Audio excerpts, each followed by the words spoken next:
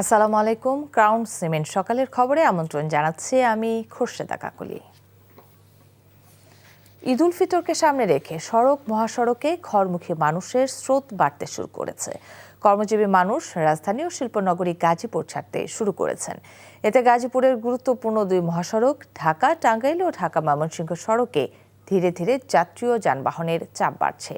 শিল্পাঞ্চল গাজীপুরের সহস্রাধিক কারখানা আজ ছুটি হবে। এসব কারখানায় কর্মরত কয়েক লাখ শ্রমিক ও কর্মকর্তা বাড়ি ফিরছেন। ফলে গাজীপুর থেকে বের হওয়ার প্রধান পথ ঢাকা টাঙ্গাইল মহাসড়কের চন্দ্রা ও ঢাকা ময়মনসিংহ মহাসড়কের চান্দনা চৌরাস্তায় যাত্রীদের ভিড় বেলা বাড়ার সাথে সাথে বাড়ছে। অন্যদিকে ঈদ উল ফিতরকে সামনে রেখে সকাল থেকেই ঢাকা বাওয়া মহাসড়কে ঘরমুখী মানুষের ভিড় লক্ষ্য করা গেছে। পদ্মা সেতুর মুন্সিগঞ্জের মাওয়া প্রান্ত দিয়ে দক্ষিণ পশ্চিমাঞ্চলের ২১ জেলার মানুষ নির্বিঘ্নে তাদের গন্তব্যে পৌঁছাচ্ছেন। মহাসড়কে যানবাহনের ব্যাপক চাপ থাকলেও কোথাও কোনো যানজট সৃষ্টি হয়নি। তবে যাত্রীরা বাড়তি ভাড়ার অভিযোগ করছেন।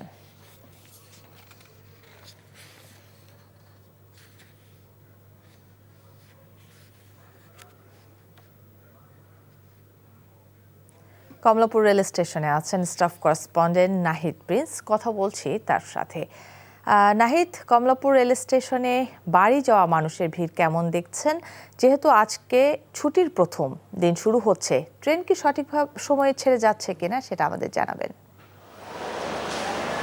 সকাল থেকে কমলাপুর রেল স্টেশনে বাড়ি যাওয়ার যে ধুম সেটি কিন্তু দেখা গেছে। ছোট ছোট বাচ্চা থেকে শুরু করে এই যে বৃদ্ধরা খুব আনন্দ সহিতই তারা ট্রেনে উঠছেন। সকাল থেকে 15টি ট্রেন বিভিন্ন রুটে ছেড়ে গেছে।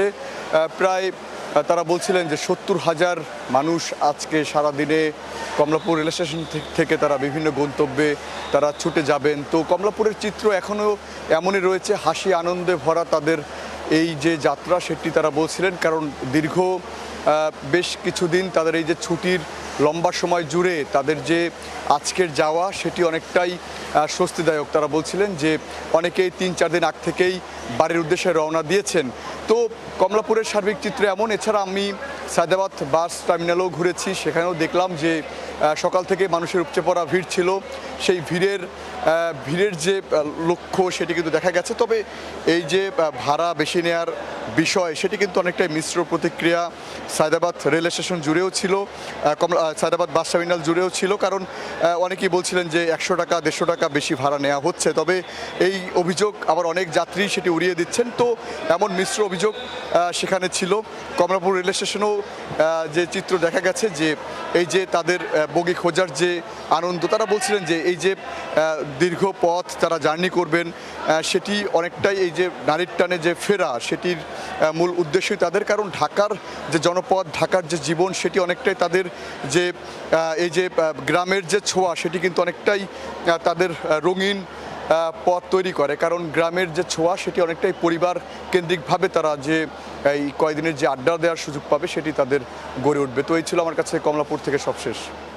দর্শক, কমলাপুর রেল স্টেশন থেকে জানছিলাম ঈদে ঘরমুখী মানুষের ঘরে ফেরার খবর। মুন্সিগঞ্জের মাওয়া প্রান্তে সেখানকার পরিস্থিতি জানতে এবার যুক্ত হচ্ছে স্টাফ করেসপন্ডেন্ট মঈনুদ্দিন সুমনের সাথে। সুমন, যাত্রীদের ভিড় কেমন দেখছেন এবং পরিবহন ভাড়া নিয়ে তারা কি বলছে?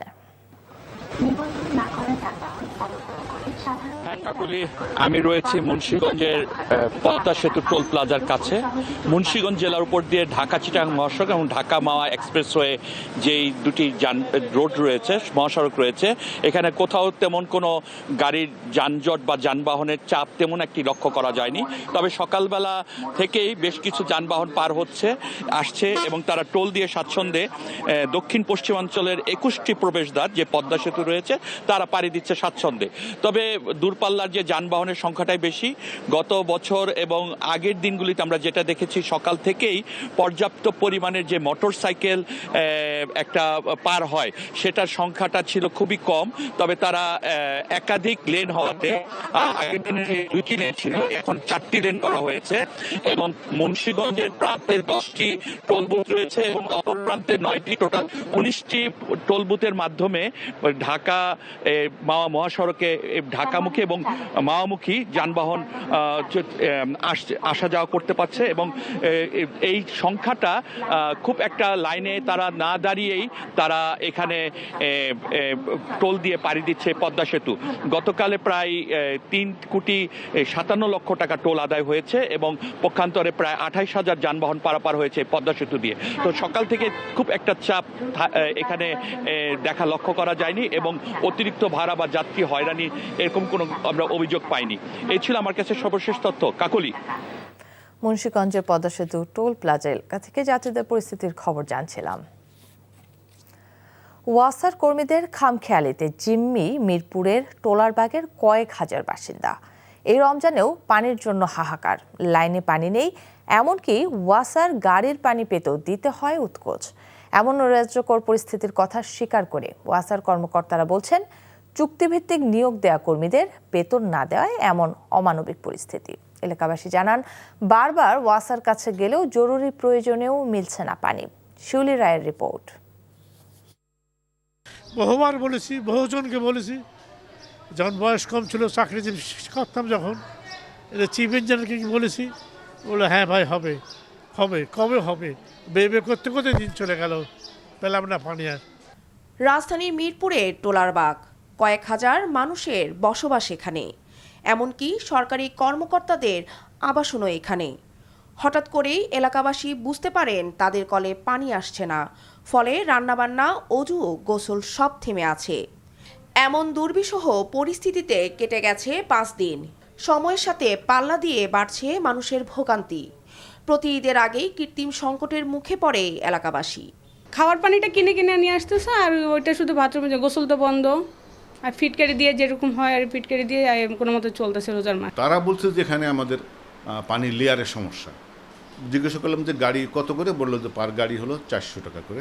400 টাকার গাড়ি, পার গাড়িতে আমরা দিলাম 500 টাকা করে, এবং ঠিকই আমরা 10 গাড়ি পানি নিলাম, ড্রাইভারই ম্যানেজ করে দিল। এখানে ওই অফিস থেকে যে বলে যে দুই গাড়ি আমাদেরকে দিতে পারবে, ওই 2 গাড়ির টাকায় কিন্তু সরকার পাবেও, তাও 400 মাত্র 800 টাকা, কিন্তু আমরা দিচ্ছি প্রতি গাড়িতে 500 টাকা করে, আর 10 গাড়িতে 5,000 টাকা। বাকি টাকা কিন্তু সরকারি খাতায় জমা হবে কিনা আমরা জানি না। স্থানীয় বাসিন্দারা বলছেন, বারবার অভিযোগ করেও মেলেনি কোনো স্থায়ী সমাধান। প্রতি বছরই হয়, কিন্তু এবার অ্যাক্সেস তাও দেখা যায় অন্যদিকে কিছুটা ওনারা লাইনে টেনে আনতে পারতেছে। আমাদের এই গলি, ওই গলি আর এই পাশের কিছু অংশ একদম নীল পানি নিয়ে। এটা একটা ওদেরকে জিজ্ঞাসাবাদ করলে ওরা বলে কি যে আমাদের গ্রুপের বেতন দেয় না সরকার, আমরা কি করব। ঈদের আগে পানির চাহিদা বাড়ার সুযোগ নিয়ে ইচ্ছাকৃতভাবে সরবরাহ কমিয়ে দেওয়া হয়। এতে অতিরিক্ত খরচ ও দুর্ভোগের মুখে পড়তে হয় বাসিন্দাদের। তবে এই সব অভিযোগ সরাসরি নাকচ করেছে ওয়াসা কর্তৃপক্ষ। এখানে আসছি ভাই, এমডি স্যারের সাথে আমরা দেখা করবো, কথা বলবো যে বেতন না পেলে যদি কাজে যোগ না করে শুধু টোলারবাগ না আর অন্যান্য অঞ্চলে খুব মেসাকার করবে, এই মেসেজটা দিয়ে যাচ্ছে। যদি বেতন না পায় সে কেন যাবে? ওটাও কি ওর দায়িত্ব পড়ছে? যদি বেতন না পায় ওরা যাবে? ওরা এটা পিছিয়ে মিছিল মিটিং করতেছে, আপনি এটা পিছিয়ে এসে দেখেন কি অবস্থা। না আমরা চিঠি পাঠাইছি, নোট পাঠাইছি, তারা যদি কর্মে যোগদান না করে তাহলে কিভাবে দুর্ভোগটা এড়ানো যাবে? আমি কি করবো? আমি কি মাথায় করে নিয়ে পানি আপনাকে বাসায় দিয়ে আসবো? আপনি বলেন। টানা 5 দিন ধরে পানির অভাবে চরম দুর্ভোগে থাকা এলাকাবাসী চান স্থায়ী সমাধান। শিউলি রায়, এনটিভি নিউজ, ঢাকা। সকালের খবর এটুকুই। 12টায় মোথানের খবর দেখার আমন্ত্রণ রইল। ধন্যবাদ সবাইকে।